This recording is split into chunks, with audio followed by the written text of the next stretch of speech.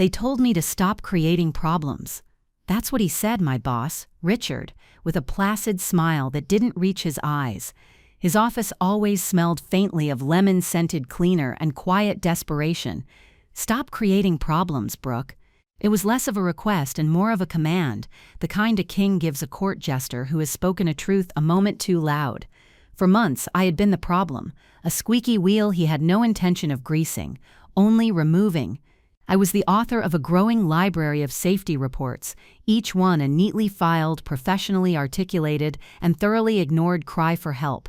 And now I'm sitting here in the pre-dawn quiet of my small apartment, the only light coming from my laptop screen, and I'm about to create a problem that he won't be able to just file away. If you've ever felt like you were screaming into a void, like your voice was just being absorbed by the corporate soundproofing, then you know a little of what this feels like. Stick with me and let me know in the comments if this sounds familiar. It helps to know I'm not alone in this. Yesterday, the problem I had been warning them about became a reality made of flesh and bone and blood. A young worker, Leo, barely 22, with a picture of his smiling girlfriend taped inside his locker, was crushed by a faulty pallet lifter. The same pallet lifter listed in my report from 3 months ago, EHS violation 047B. The one with the failing hydraulic seal. The one I had personally red tagged twice, only to find the tag mysteriously gone the next morning. A silent, contemptuous answer from management. I'm done creating problems for them. I'm done being the squeaky wheel. I'm going to become the avalanche. On my screen is an email draft. The recipient is the regional head of the Occupational Safety and Health Administration. Attached are 312 pages of documentation. My reports, internal emails where my concerns are dismissed, maintenance requests that were denied, and photos, dozens of them, time-stamped, showing every frayed wire, every cracked support beam, every leaking drum of chemicals. It's my entire history of trying to do the right thing, a testament to my failure to make them listen. It is a monument to their negligence. My finger hovers over the send button. This isn't just an email, it's a bomb, and I'm about to light the fuse. It wasn't about revenge.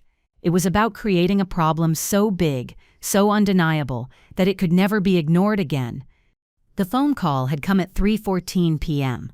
I remember the exact time because I was in the middle of a logistics projection, trying to figure out how we were going to meet the Q4 shipping targets with a skeleton crew and equipment that belonged in a museum of industrial failures. My phone buzzed, a private number. It was a nurse from the county hospital. Her voice was professionally calm, which only made the words more terrifying. "There's been an accident," she said. "Leo Martinez. He's in surgery. His mother is on her way, but he listed you as an emergency contact." Me, not Richard, the facility director, not HR. Me, the warehouse manager he barely spoke to but trusted enough to put my name on a form that could mean life or death. The floor of my office, a cheap worn-out linoleum, seemed to drop out from under me. I remember gripping the edge of my desk, my knuckles turning white, the cheap particle board groaning under the pressure. The rest of the call was a blur of medical jargon and muted platitudes. I hung up, and for a moment, the world was silent. The constant hum of the warehouse, the distant beeping of forklifts, the shouts of the crew, it all faded into a dull, high-pitched ringing in my ears. I walked out of my glass-walled office, a fishbowl I'd come to hate, and saw the scene. The pallet lifter, Machine 7, was slumped to one side like a wounded animal. A dark, ugly stain was spreading on the concrete floor beneath it. The area was cordoned off with yellow tape, but everyone was just standing there, their faces pale, their eyes wide and vacant. They looked like ghosts. Richard was there, of course. He was talking to a couple of supervisors, his hands moving in placating, dismissive gestures. He saw me approaching, and the look on his face was not one of concern. It was annoyance. He pulled me aside, his grip on my elbow a little too tight. "I already know, Brooke," he said, his voice a low hiss. "We have it under control. A corporate response team is on its way. Do not talk to anyone. Do you understand?" I just stared at him. The smell of stale coffee on his breath was overpowering. Under control? I felt a cold, hard anger rise in my chest, a feeling so pure and sharp it almost took my breath away. "Leo is in surgery, Richard. That machine, the one I flagged in August and again in September. His eyes narrowed. This is not the time, Brooke. We need to manage the situation, not point fingers. He let go of my arm and gestured around the warehouse floor. We have a business to run. Go back to your office. Keep the rest of the team on task. We can't afford a shutdown. Keep them on task. As if a young man hadn't just had his body broken 10 feet away, as if their friends and colleagues weren't staring at a pool of his blood on the floor. That was when I understood. To him, Leo wasn't a person. He was a variable, a disruption in the workflow, a problem, just like me. I went back to my office, but I didn't sit down. I stood there watching him orchestrate his little damage control dance, and I felt a profound sense of betrayal. It was a physical sensation, like a slow leak of ice water into my veins. For 5 years, I had dedicated everything to this place. I wasn't just a manager, I was the architect of its efficiency. I knew every inch of that warehouse, every quirk of every machine, every name of every worker on every shift. I had built its systems, streamlined its processes, and fought for its people. And for what? To be told to go back to my office, while a good kid fought for his life because of a $50 hydraulic seal Richard had refused to replace. That was the moment the loyalty I had clung to for so long, the misplaced belief that I could make a difference from the inside, finally shattered. It broke cleanly, like a pane of glass, and what was left was something cold, clear, and very, very sharp. The breakdown didn't happen in the office. It never does. The office is a stage, and you never break character. I maintained my composure, my face a mask of professional calm, for another 3 hours. I delegated. I answered emails. I deflected the worried questions from my team, with hollow assurances I didn't believe myself. I was a functioning automaton, my mind detached from my actions. The real collapse came later, in the sterile anonymity of my car in the hospital parking lot. I had driven there straight from work, a cold dread sitting in my stomach like a stone. I didn't even go inside. I couldn't. I just sat there, under the sickly orange glow of the parking lot lights, and stared at the imposing brick facade of the building where Leo was. And then it hit me, a wave of grief and rage so immense it felt like a physical impact. It wasn't a loud, screaming breakdown. It was a silent implosion. The air in my car suddenly felt too thick to breathe.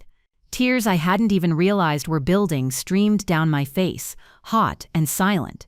My hands were shaking so violently I had to grip the steering wheel just to hold them still.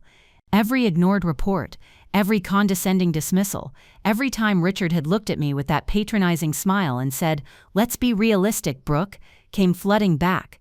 It was a highlight reel of my own impotence. I remembered the first major report I filed 2 years ago. We had a recurring issue with the main loading bay door. Its sensors were faulty, and it would sometimes slam shut without warning. It was a clear and present danger.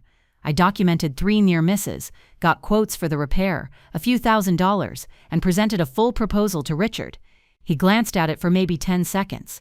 "Too expensive," he'd said, sliding it back across his desk. "Just tell the guys to be careful. Tell them to be careful." The casual absurdity of it was staggering. It became his mantra. The lighting in the West Wing was dangerously dim, causing trip hazards. Tell them to watch their step. The ventilation system was failing, filling the air with dust and fumes. Tell them to wear their masks. The tires on forklift 3 were bald. Tell the driver to go slower. It was a management philosophy built on shifting all risk onto the lowest paid, most vulnerable people in the building. He wasn't managing a warehouse, he was managing a casino, and he was betting with their lives. My mind flashed to Maria. Maria was one of my best, a quiet, meticulous woman who worked in receiving. She was a single mother to a 10-year-old boy, a bright kid who sometimes came by the warehouse after school to wait for his mom's shift to end. I'd taken a liking to her, seeing a younger version of myself in her quiet competence and her fierce determination. I had mentored her, taught her the inventory system, and pushed for her to get a small raise last year, a fight that had taken me 6 weeks and an ungodly number of meetings with HR. I thought about her son, with his bright, curious eyes, and then I thought about Leo, who was no one's son in that building, just a name on a roster. I imagined Maria getting a call like the one I had received. The thought was a physical blow. It was in that moment, in the suffocating quiet of my car, that the grief curdled into something else. It became resolve, a cold, hard certainty that settled deep in my bones. The tears stopped. The shaking subsided. My breathing evened out. The world outside my windshield snapped back into sharp focus. The problem wasn't a faulty door or a failing hydraulic seal. It wasn't even Richard. Not really. He was just a symptom. The problem was the system itself, a culture that saw safety as a line item on a budget and people as disposable assets. And you can't fix a system like that from the inside. You can't patch it with reports and pleas. You have to burn it down. Not with fire and rage, but with something far more potent, with the truth. My mind began to work, not with the frantic energy of panic, but with the slow, deliberate precision of a master architect designing a demolition. The months of frustration, of being ignored and belittled, were no longer a source of pain. They were a resource, a meticulously documented, time-stamped, and legally damning resource. I had the records, I had the emails, I had the photos. I had spent years building a case against them without even realizing it. The catalyst was a call that came through as I was about to start the car. It was an unknown number, but I answered it. A woman's voice, choked with tears, asked, "Is this Brooke?" It was Leo's mother. The nurse must have given her my number. She just wanted to thank me. "Leo talks about you," she sobbed. "He said you were the only one there who actually cared if they lived or died. He said you were always fighting for them. He told me about the red tag on the machine. He said you tried to stop it." Her words weren't an accusation. They were a validation, but they felt like a knife. He knew. They all knew. They saw me fighting, and they saw me losing, day after day. And my losing had cost him. "I'm so sorry," I whispered, my own voice cracking. "I'm so sorry." "No," she said, her voice gaining a sliver of strength. "No, it's not your fault. You did what you could. Now someone has to do what you couldn't. Please." That was it. That was the final push. It wasn't a request for revenge. It was a plea for justice. And in that moment, I knew I held the power to deliver it. I ended the call, my hand steady now. I drove home not in a haze of grief, but with a chilling clarity of purpose. Richard had told me to stop creating problems. He was about to find out what a real problem looked like. And it was never about revenge. It was about accountability. It was about ensuring that no other mother would ever have to make a call like that again. The memories kept coming, each one adding another layer of steel to my resolve. I remembered the safety-first banners Richard had insisted on hanging all over the warehouse. They were a bitter joke. Big, glossy vinyl banners that probably cost more than the repairs I had requested. They hung over aisles with cracked flooring and flickered over workstations with exposed wiring. They were a lie, printed in bold, friendly letters, optics over operations. That was Richard's entire playbook. I recalled a team meeting a year ago.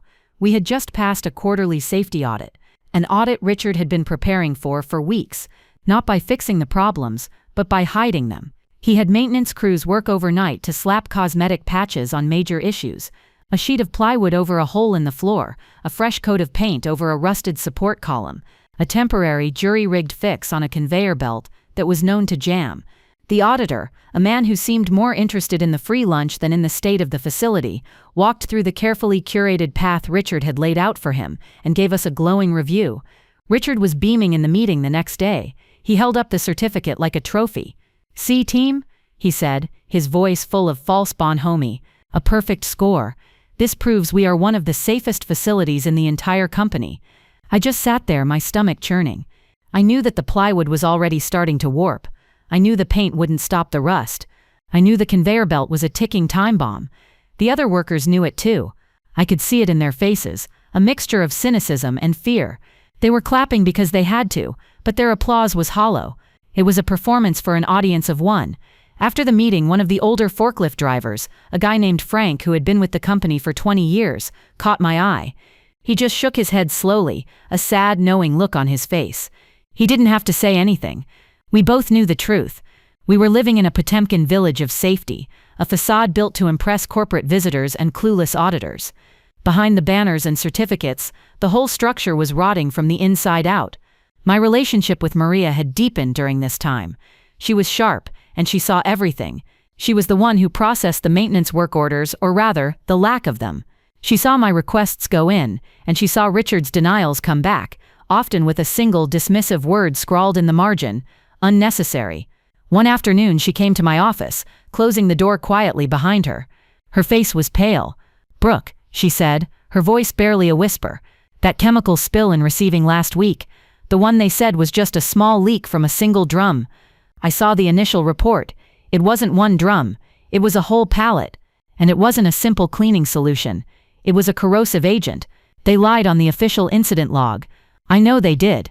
She was terrified. She had seen the truth but was powerless to do anything about it. She was afraid of losing her job if she spoke up. Her son depended on her. I looked at her, and I saw the impossible position so many of them were in. Speak up and risk your livelihood, or stay silent and risk your life. That's not a choice, it's a threat. I tried to reassure her. I told her I would handle it, that I would document it and escalate it. I did.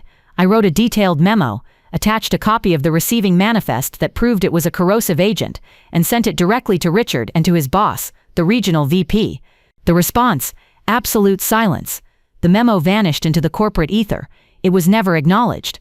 The incident was officially recorded as a minor, non-hazardous spill. That was when I realized that the rot wasn't just with Richard. It went higher. The entire system was designed to insulate itself from liability. It was a fortress of plausible deniability, and Richard was just the gatekeeper. These memories were the kindling.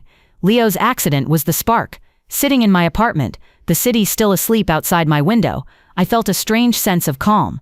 I wasn't the frantic emotional woman who had broken down in her car hours earlier. I was someone else. I was a strategist. I was an executioner. And the tool of that execution was not just the OSHA report. That was the opening salvo, the loud bang designed to draw all the attention. The real weapon was something much quieter, something they didn't even know existed. It was something I had been building for years, in the quiet hours after work, a secret project born of frustration and a relentless need for order, in the midst of chaos. Richard thought I was just a warehouse manager. He thought my power was limited to my little glass office and my clipboard. He had no idea who I really was. He had no idea what I had built, and he had no idea that in his quest to save a few $1,000s, he had given me the motive, the means, and the opportunity to take everything. The plan wasn't born in a single moment of vengeful inspiration. It was an organism that had been growing in the dark for years. It started as a simple spreadsheet. I was tired of the company's archaic, cumbersome inventory software. It was slow, inefficient, and prone to crashing.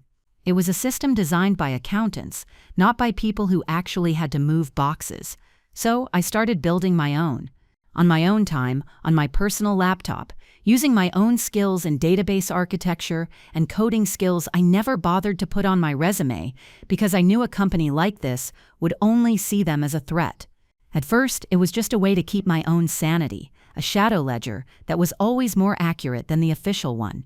I called it Aetherflow. The name was a private joke. It was about making the chaos of the warehouse flow like something ethereal, something weightless and perfect. Over the years, Aetherflow evolved. It grew from a simple inventory tracker into a fully integrated logistics platform. It tracked shipping schedules, optimized pallet placement, managed employee shifts, and predicted inventory shortfalls with an accuracy that the official system couldn't even dream of. The company was getting the benefit of $1 million custom software suite for free, and they were too incompetent to even know it. Richard just saw the results: improved efficiency, lower error rates, faster turnaround times. He took full credit for it, of course. In a quarterly review, he once called it his synergistic management approach. I almost laughed out loud. The real genius of Aetherflow, the part that was about to become Richard's nightmare, was a module I had added about 1.5 years ago. It was a predictive maintenance and safety module. I had input the manufacturer's recommended service intervals for every piece of equipment in the warehouse, from the forklifts down to the handheld scanners. I created a system for employees to log minor issues, a strange noise, a slight vibration, a sticky lever, directly into the system using a simple mobile interface I designed. The system would then cross-reference these anecdotal reports with the service schedules and an algorithm I wrote to detect patterns. It would flag equipment that was at high risk of failure and automatically generate a detailed work order, complete with the specific part numbers needed for the repair and an estimate of the cost. It was a proactive safety system. It was designed to prevent accidents like Leo's. And for the last 18 months, it had been working perfectly. It had been generating reports, flagging risks, and sending automated notifications directly to Richard's inbox. every single report I had ever filed manually had first been generated by Aetherflow, complete with a unique tracking number and a timestamp. And here was the crucial part, the detail that was my true secret weapon. The company's IT department, in their infinite wisdom, had a policy against unauthorized software on the network. So Aetherflow never touched their servers. I ran the entire thing from a private, encrypted cloud server that I paid for myself. The data the employees entered on the floor was routed through a secure gateway, and the reports it generated were sent from a no-reply email address that looked like a generic system alert. Richard had been receiving and ignoring these automated warnings for months. He probably thought they were just spam. He had no idea that he was creating an immutable, time-stamped record of his own negligence on a server he had no access to and no knowledge of. The official, paper-based maintenance request system was a joke. It was where requests went to die. But Aetherflow was the real record. It was the truth, codified and stored beyond his reach. My first call wasn't to a lawyer. It was to Maria. I called her early, before her shift started. I knew I was putting her in an impossible position, but I had to. I needed an ally on the inside, and more than that, I needed to know she and the rest of the team would be safe during the fallout. I found her voice tight with fear. She had heard about Leo. Everyone had. "I'm so sorry, Brooke. It's horrible. I can't stop thinking about it." I took a deep breath. "Maria, I need to ask you for something. It's big, and it might be risky. I'm not going to lie to you about that, but I have a plan to make sure this never happens again." Silence on the other end of the line. I could hear her breathing, quick and shallow. I could picture her in her small kitchen, her son's backpack probably sitting on a chair nearby. "What kind of plan?" she asked, her voice a whisper. I didn't give her all the details. Not yet. I just told her that I was going to expose everything, and I needed one thing from her. "I need you to forward a few emails to your personal account," I said, "just a few specific ones. The denials from Richard on the maintenance requests. The official, falsified incident report about the chemical spill. Things you already have access to. It won't look suspicious." I could feel her hesitation. "Brooke, I have my son to think about. I can't lose this job. It's the only thing." "I know," I said, my voice soft but firm. "I know, and I would never ask you to do this if I didn't have a way to protect you. I am building something new, Maria, something better, and there will be a place for you there, a senior place, a safe place." It was a gamble. I was offering a promise of a future that didn't exist yet, but it was a future built on respect, not fear. I told her about Aetherflow. Not the whole thing, but enough. I told her that all the data was safe, that I had a perfect record of every warning, and that the company was about to face a storm it couldn't possibly weather. I told her that when the dust settled, the people responsible would be gone, and the company would be forced to change, or it would crumble. "And when it crumbles," I said, "we're going to be there to pick up the pieces. The right pieces. The good people. People like you." I gave her space. I didn't push. I just said, "Think about it. You don't have to do anything you're not comfortable with. But the next few days are going to be chaotic. Just be careful, keep your head down, and trust me." We hung up, and I didn't know what she would do. I had to let that go. I had to focus on the next step. My next call was to a man named David Chen. David was the CEO of Innovant Logistics, our biggest client. They were a cutting-edge tech distribution firm, and their contract represented nearly 40% of our warehouse's total business. The only reason we had that contract was because of Aetherflow. David didn't know it was called that, of course. He just knew that when he dealt with me, his shipments were never late, his inventory counts were always perfect, and any problems were solved before he even knew they existed. He had tried to hire me away twice, but my misplaced loyalty had kept me shackled to Richard's sinking ship. I got his direct number from a business card he'd given me at a conference. I called him. He picked up on the second ring. "Brooke, good to hear from you. What can I do for you?" His voice was warm, energetic, a stark contrast to the cloying, passive-aggressive tone I was used to from my own management. "David," I said, getting straight to the point, "I'm calling you as a professional courtesy. I'm resigning from my position, effective immediately, and I feel I have an ethical obligation to inform you about some serious operational and safety issues at the facility, issues that could directly impact your supply chain in the very near future." There was a pause. Then, "I'm listening." I didn't give him the bloody details. I kept it professional. I spoke about systemic failures in equipment maintenance, a disregard for safety protocols, and a management culture that prioritized short-term cost savings over long-term stability. I told him about the accident, without naming Leo, describing it as a catastrophic equipment failure that was a direct result of these documented issues. I never once said the words lawsuit or OSHA. I didn't have to. David was smart. He understood the subtext. He knew that a company that careless with its people would eventually be careless with his product.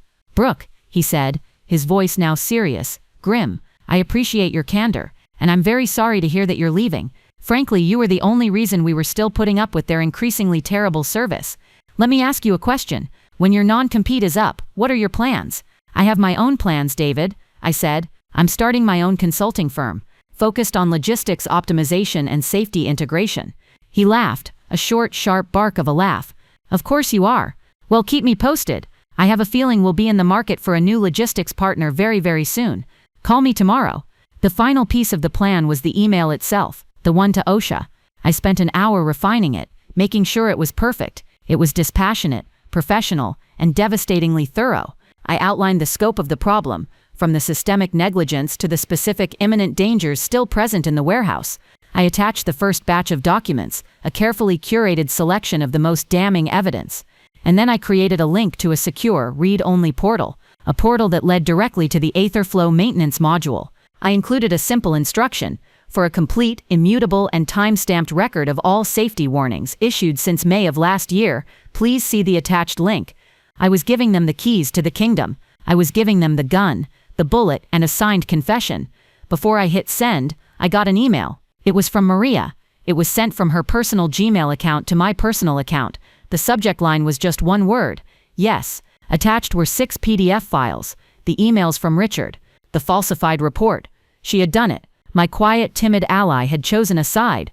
A surge of gratitude and relief washed over me. We were in this together now. I took a deep breath, my finger hovering over the mouse. This was the point of no return. This was the moment the silent, secret war went public. It wasn't about revenge. It was about justice. It was about creating a foundation so solid that no one could ever be broken on it again. I clicked send, and the world went very, very quiet. The first 24 hours were the loudest kind of silent. I had fired the shot, and now I was waiting for the echo. I spent the day in a state of suspended animation, methodically severing my ties to the old company. I wiped my work laptop, boxed up the few personal items I kept in my fishbowl office, a coffee mug, a picture of my sister, a ridiculously resilient succulent, and had them couriered to my apartment. I didn't want to set foot in that building again. My phone, which was usually a constant barrage of work-related alerts, was blissfully quiet. The silence was unnerving. It was the calm before the storm, the deep breath the ocean takes before a tsunami. I resisted the urge to call Maria. I knew she needed to maintain her distance, to appear as just another stunned employee. My only connection to the inside world was a simple agreement we'd made. She would text me a single-letter code if anything significant happened. G for good, B for bad. That was it. The first text came at 10:17 a.m. the next day.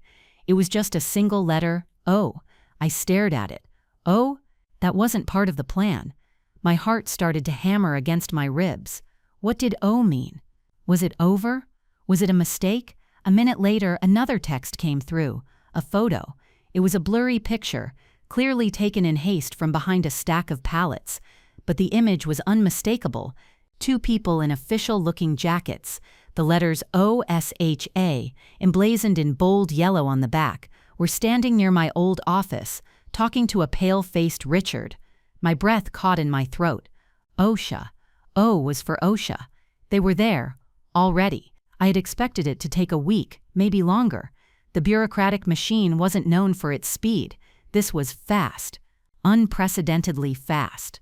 I had either underestimated the severity of my report, or I had gotten incredibly lucky and it had landed on the desk of someone who actually gave a damn.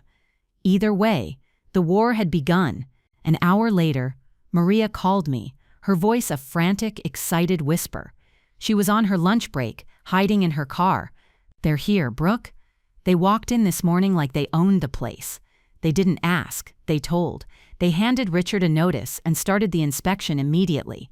"They're everywhere." She described the scene with a breathless urgency. The 2 inspectors were methodical, professional, and utterly implacable. They had a copy of my initial report, and they were using it like a map, going from one violation to the next. They were taking photos, taking measurements, and interviewing employees one by one in a private room. The atmosphere in the warehouse had transformed. The usual low-grade tension was gone, replaced by a strange electric mix of fear and hope. The workers were scared, but for the first time, they weren't scared of management. They were scared for them. Richard was a mess. Maria said he was practically vibrating with panic. He was trying to shadow the inspectors, offering helpful, friendly explanations that they completely ignored. He tried to steer them away from the West Wing, but they just looked at their paperwork and went there anyway. He tried to tell them that Machine 7 had been decommissioned, but they had already pulled its service history, or the lack thereof, from the company's official records. But the real panic, the moment of pure, unadulterated terror for Richard, came when one of the inspectors pulled out a tablet. I can only imagine the scene. The inspector, a stern-looking woman with no time for nonsense, tapping on her screen. "Richard," she would have said, her voice flat, "we see here in your company's official logs that you had no pending maintenance requests for this pallet lifter. Is that correct?" Richard, slick with sweat, would have nodded eagerly. "Yes, that's right. A sudden, tragic, unforeseeable failure, a one-in-a-million event." Then the inspector would have turned the tablet towards him. "Then, can you explain this?" On the screen would have been the Aetherflow portal, a clean, professional interface showing a list of alerts, all for Machine 7, all sent to Richard's email address, dated, time-stamped, ignored. According to Maria, Richard's face went completely white. He stared at the screen like it was an alien artifact. What is this? I've never seen this before. This isn't our system." The inspector's response was cold steel. "It was sent to us by your warehouse manager, and the email logs confirm you received every one of these alerts. We also have sworn affidavits from multiple employees who have been using this system to report safety concerns for over a year. So I'll ask you again, can you explain this?"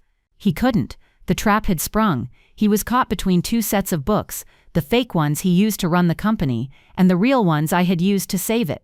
His lies were being laid bare, not by accusations, but by his own digital footprints. He had spent years ignoring my warnings, and now he was being confronted by an incorruptible digital ghost of my voice, a ghost that had kept perfect records. The rest of the day was a slow-motion demolition. The inspectors found everything: the faulty wiring, the cracked shelving supports, the unventilated chemical storage area. They put an immediate stop work order on half the equipment in the building, effectively crippling our operations. They took sworn statements from a dozen employees, including Frank, the old forklift driver, who apparently gave them an earful that lasted 45 minutes. Maria told me that the fear among the workers had started to evaporate, replaced by a kind of giddy audacity. They were finally able to speak the truth without fear of reprisal, and the truth was a flood that Richard couldn't hope to contain. His authority was crumbling before their eyes. By the end of the day, the warehouse was plastered with official violation notices. Bright red tags hung from machinery like obscene Christmas ornaments. The place looked like it had a contagious disease. Richard had locked himself in his office, refusing to speak to anyone. The corporate response team he had been so proud of was nowhere to be seen. They had abandoned him. He was alone, surrounded by the evidence of his own failures. That evening, I got a call from David Chen at Innovent. His voice was grim. "Brooke, I just got off the phone with my legal team. We're invoking the ethics clause in our contract. We're pulling our inventory, all of it, starting tomorrow. I'm sorry it came to this, but I can't have my brand associated with this." He didn't need to finish the sentence. "I'm not sorry, David," I replied calmly. "It was necessary." Then came the question I was waiting for. "This consulting firm of yours, how soon can you be operational?" "I already am," I said. "Aetherflow Systems is officially open for business." The name just came to me, a perfect fit. He was quiet for a moment. Then he said, "Send me a proposal. I want to be your first client." The silent takeover was almost complete. It wasn't a hostile corporate raid. It was a quiet, orderly migration.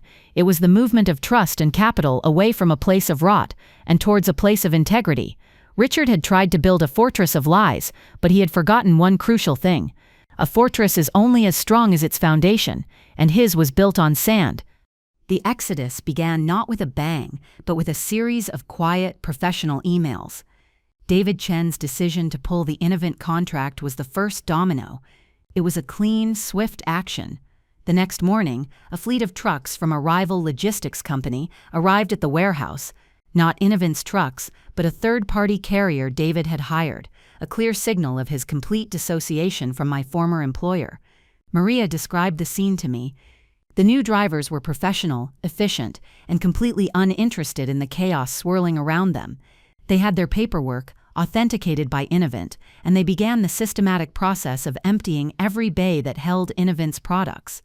Richard, who had finally emerged from his office looking haggard and defeated, tried to intervene. He blustered about contracts and procedures, but the lead driver just handed him a phone with David Chen's lawyer on the line. The conversation was apparently very short. Richard hung up, his face the color of ash, and simply walked away. The heart of the warehouse's business was being ripped out, and he was powerless to stop it. The news of Innovent's departure spread through the industry like wildfire.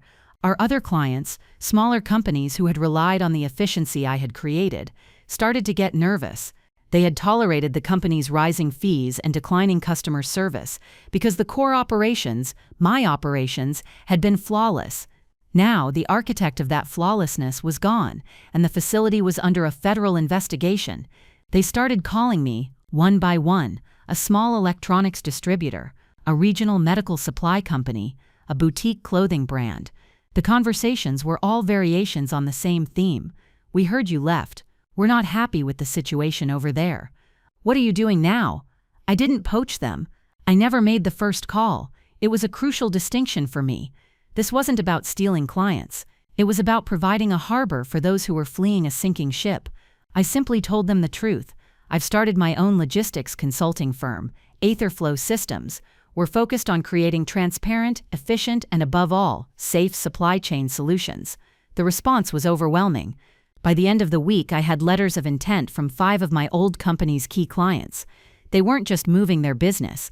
They were making a statement. They were choosing integrity over inertia. They were choosing me. The most desperate counter came, as expected, from Richard. He called my cell phone on a Friday evening. His voice was completely different. The arrogance was gone, replaced by a thin, wheedling tone I had never heard from him before. "Brooke, it's Richard. We need to talk." I waited, saying nothing. The silence stretched, and I could hear his strained breathing on the other end. "Look," he said, his voice cracking slightly, "I think there's been a misunderstanding, a breakdown in communication. I've been reviewing your file. Your performance has been exemplary. We value you, Brooke. We really do." I almost laughed. He was reading from a script, probably one that HR had given him in a desperate attempt to stop the bleeding. He continued, his words tumbling out in a rush. "The board has authorized me to make you a significant offer. We'll create a new position for you, Director of Regional Operations, a 20% salary increase, a new office, whatever you want. We just want you to come back and help us make this right." The sheer, unmitigated gall of it was breathtaking. He was offering me everything I had deserved 5 years ago, not as a reward for my work, but as a bribe to clean up his catastrophic mess. He wasn't offering me a promotion, he was offering me a mop. "This wasn't about a misunderstanding, Richard," I said, my voice as calm and cold as a frozen lake. "This was about a young man who was lying in a hospital bed because you decided a $50 part was too expensive." He started to stammer, trying to deflect, but I cut him off.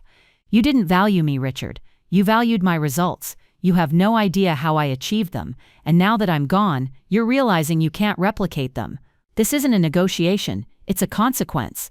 There was a long pause. Then his voice dropped, losing the pleading tone and regaining a hint of its old venomous arrogance. "You'll be hearing from our lawyers," he snarled. "You signed a non-compete. You're stealing our clients. We'll sue you into the ground." I had been waiting for this. It was the predictable death rattle of a failed tyrant. "I have a lawyer too, Richard," I said, the calmness in my voice unwavering. "And he's very interested to learn more about the Aetherflow system. You see, the software that ran your entire warehouse for the last 3 years? The one that generated all those efficiency reports you took credit for. It was never your property. It was built on my own time, with my own resources, and hosted on my own servers. Your IT department's policies against unauthorized software made sure of that. You have no legal claim to it whatsoever. In fact, one could argue that your company owes me a rather substantial licensing fee for its unauthorized use." Silence. Utter, complete, and beautiful silence. He had no move left to make. I had anticipated every one of them. He had come to the chess match with a bag of checkers, and I had already taken his king. So no, Richard, I continued, letting the finality of it settle in. I won't be hearing from your lawyers, but I have a feeling the board of directors, your shareholders, and the Department of Labor will have a lot to say to you. Goodbye. I hung up before he could respond. I blocked his number. The power shift was complete. It had happened not in a boardroom, but in a series of quiet conversations and decisive actions. Power, I realized, isn't about titles or org charts. It's about leverage. It's about value. Richard's power was a hollow shell, derived from a title he didn't deserve. My power was tangible, built on competence, trust, and the quiet, relentless pursuit of doing things the right way. And his world was collapsing because for the first time, he had come up against someone who he couldn't bully, ignore, or buy. The end for Richard came not with a dramatic courtroom showdown, but with the quiet, bureaucratic efficiency of a corporate execution. Maria texted me the news a week after my final call with him. The text was simple. Gee, I knew what it meant. Later that day, an industry newsletter published a short, sterile press release. The parent company announced a leadership transition at our old facility. Richard was leaving to pursue other opportunities. It was the corporate equivalent of being taken out to the back of the barn. He was fired. So were the regional VP who had ignored my escalations, and the head of HR who had fostered the culture of silence. They were all swept away, collateral damage of the truth I had unleashed. The OSHA fines were historic. The final report was a brutal, multi-hundred-page indictment of their systemic failures, and the Aetherflow data was cited repeatedly as irrefutable evidence of willful and repeated violations. The company was forced into a consent decree, a legally binding agreement to overhaul their entire safety protocol with ongoing federal oversight. They had to rebuild from the ground up under the watchful eye of the very agency they had ignored. My final confrontation wasn't with Richard. My final confrontation was with the space he had occupied. About a month after I started Aetherflow Systems, I was invited to a meeting with the new interim management at the old warehouse. They were a crisis team brought in by corporate, and they were trying to salvage the remaining clients. They wanted to hire my firm to help them implement a new safety and logistics system. The irony was so thick I could taste it. I agreed to the meeting, mostly out of curiosity. I walked into the same conference room where Richard had belittled me so many times. The new interim director, a woman named Sarah with tired but intelligent eyes, looked at me with a mixture of respect and awe. "We've read the OSHA report, Brooke," she said, cutting straight to the point. "And we've seen well, let's call it the Aetherflow data. What you built was extraordinary. We were hoping you might help us build it again." I looked at her, at the desperate hope in her face, and I gave her a small, sad smile. "I can't do that," I said. "That system wasn't just about code. It was built on trust, the trust of the employees who used it to report problems, believing they would be heard. You can't just install that. You have to earn it. And you, as a company, have a long way to go." I then laid out the proposal from Aetherflow Systems. It was not to rebuild their internal systems. It was to become their outsourced logistics partner. We would handle their most important clients, the ones they were about to lose, from our own new facility. We would use our own people and our own systems. In short, I wasn't offering to fix their house. I was offering to move their most valuable assets into my own, much safer one. She was taken aback. She had expected me to jump at the chance to come back, a conquering hero. But it was never about that. It wasn't about returning to the place of my betrayal. It was about building something new. "Sarah," I said, my voice softening, "you seem like a good person trying to clean up a terrible mess. So let me give you some free advice. Your biggest asset isn't your client list or your equipment. It's your people, the ones who stayed, people like Frank and the rest of the floor crew. Go talk to them, listen to them, and for God's sake, when they tell you something is broken, fix it." She just nodded, a dawning understanding on her face. I stood up to leave. As I walked out, I saw that the Safety First banners were gone. In their place were the stark red OSHA violation notices, still hanging on the walls like abstract art, a gallery of failure. It was a more honest decoration. My new reality was taking shape in a newly leased warehouse across town. It was smaller, but it was clean, bright, and impeccably organized. The equipment was all new or newly refurbished. The lighting was bright and clear. There were no cracked floors, no frayed wires, no secrets. The first person I hired was Maria.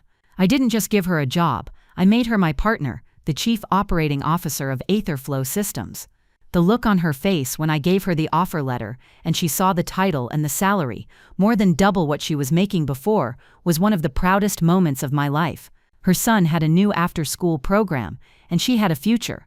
We hired Frank, the old forklift driver, as our warehouse safety supervisor, giving him the authority he had always deserved. We brought over a half dozen of the best, most reliable workers from the old place, paying them what they were worth and treating them like the professionals they were. And then there was Leo. His recovery was long and difficult, but he made it. The company's settlement with him was substantial, forced by the mountain of evidence I had provided. One of the first things I did when we opened the new facility was call him. I told him that when he was ready, medically and emotionally, there was a job waiting for him. Not on the floor, not yet. I offered to train him on the Aetherflow system, to work with me on the data and analytics side, to use his experience to help us make other warehouses safer. He was quiet for a long time, and then he just said, "Thank you, Brooke. Thank you for seeing us." That right there was the vindication. It wasn't seeing Richard fired. It wasn't winning the clients. It was that. It was hearing the gratitude in the voice of a young man whose life had been permanently altered, and knowing that I had helped, in some small way, to give him a path forward. It was never about revenge. It was about rebuilding. And we were building it better, from the foundation up,